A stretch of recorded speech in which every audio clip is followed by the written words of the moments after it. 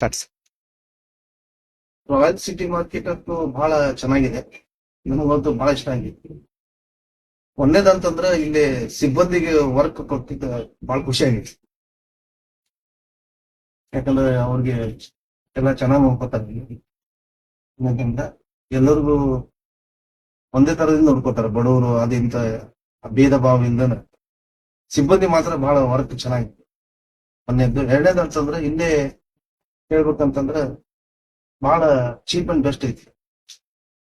ನಾವು ದಾಂಡ್ಯಾಲಾಗ ನೋಡ್ಬೇಕಂತಂದ್ರ ಎಲ್ಲದಕ್ಕಿಂತನೂ ಎಲ್ಲ ಮಾರ್ಟ್ ನೋಡಿದ್ವಿ, ಎಲ್ಲ ನೋಡಿದ್ವಿ. ಅಲ್ಲಿಕ್ಕಿಂತನೂ ಇಲ್ಲಿ ಬಹಳ ಚೀಪ್ ಐತಿ. ಬೇರೆ ಕಡೆ ನೋಡಿದ್ರೆ ಇದ್ರ ರೇಟ್ ಏನೇ ಇಲ್ಲ ಅಂದ್ರು $110, $115. $115 ಈ ತರ ಐತಿ. ಈಗ ನೋಡಿದ್ರೆ $150 ಆ ತರ ಐತಿ.